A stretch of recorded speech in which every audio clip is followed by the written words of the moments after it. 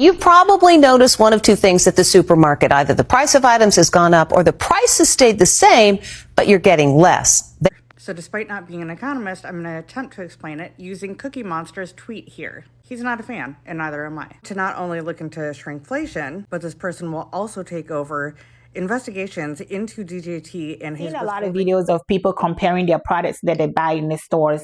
I'm saying that it's shrinking, the portions are getting smaller, and the prices is higher. So it's called shrinkflation. Shrinkflation.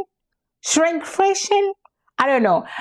So I'm going to play you a video of a lady explaining what shrinkflation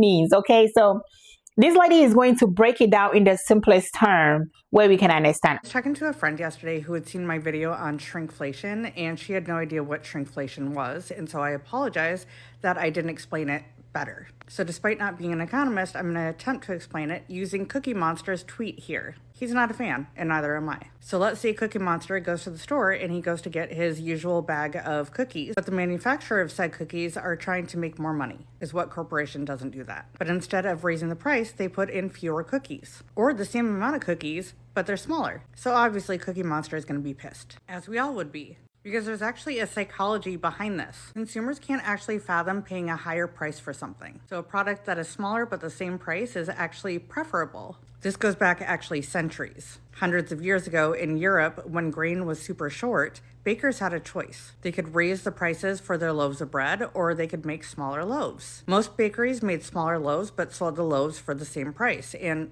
consumers didn't really notice. It's sort of sneaky. But the bakers, who were basically honest and they raised the prices of their loaves of bread, were nearly run out of town. Consumers were pissed that the loaves of bread were more expensive and there wasn't a noticeable increase in quality. They felt cheated.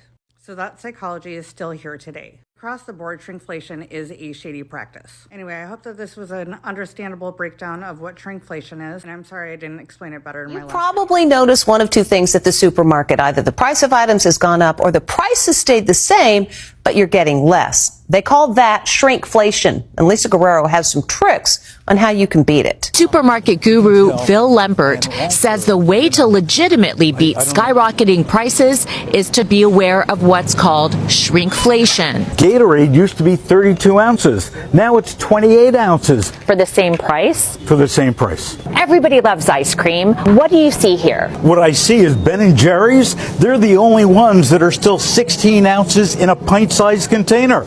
Haagen-Dazs and a lot of the other brands, same size container, but it's just 14 ounces. Only 14 ounces in a pint? Just about every company is doing this. What about these Sun-Maid raisins? Well, they reduced the package size by about 2.5 ounces. That might not sound like a lot. 68, 69, 70.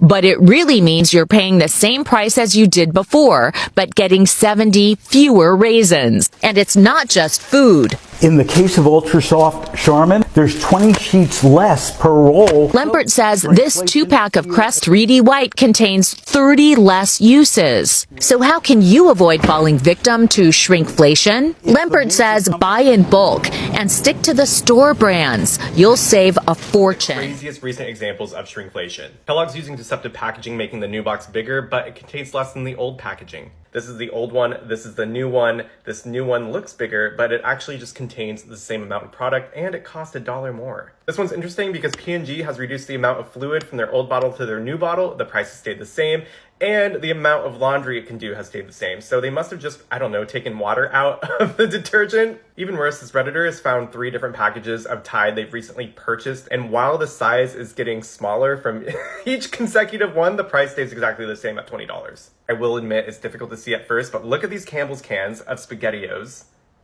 Is there any difference? When you flip it around, you'll see that the calories are different. This new one is less, 20 less calories, but why? Okay, let's look at what's inside. Here we have the old package of SpaghettiOs, and here's the new package of SpaghettiOs, but like, where are the SpaghettiOs? There's a lot less. More water. Found this one on mouseprint.org. You can see that the size has decreased from 30 fluid ounces to 22.5 ounces. That's a 25% reduction in size, but the prices stayed the same at $2.49. This has to be my favorite thing when companies just decide they're going to replace product with plastic. It's just an empty space now, but you're paying the same. You cannot tell me.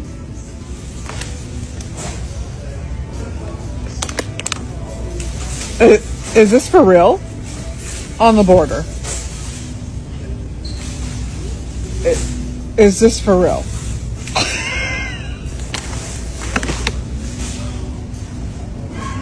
What? Guys, shrinkflation is fucking real. This is supposed to be a Big Mac. Not a medium Mac, not a little Mac. This is a Big Mac. And look how it fucking fits in my hand. This is like a normal ass burger, bro. Unreal.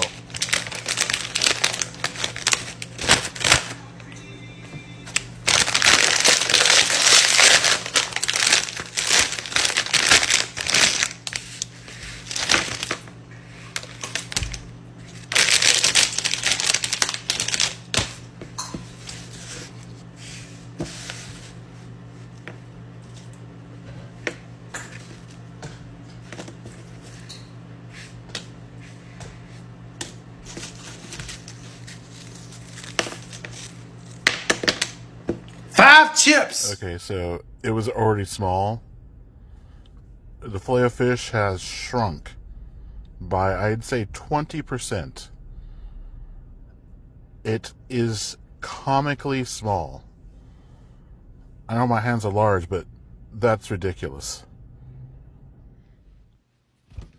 Major corporations are gaslighting us, trying to make us believe that what we are seeing is not real, that shrinkflation is not a real thing, or what some people call it, a stealth price rise.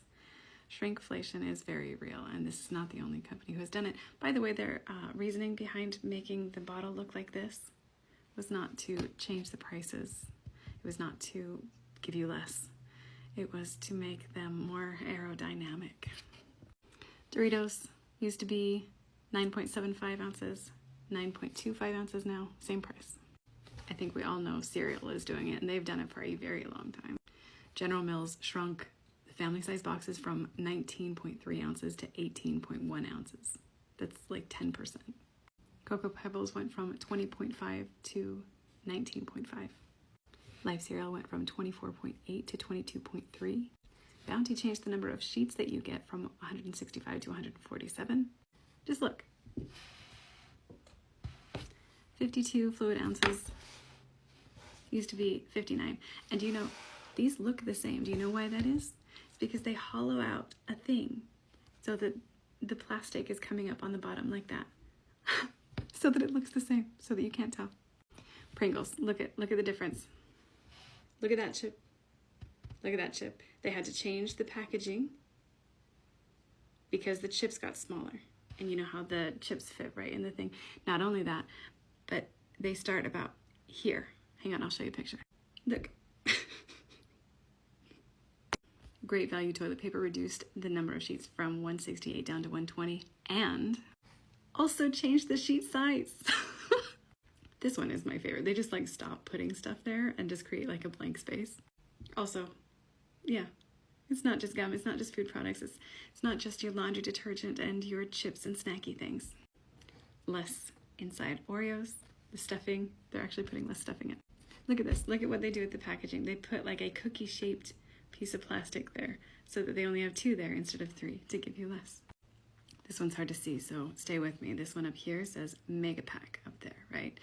And then down here, it's measuring in milliliters, 2490 milliliters.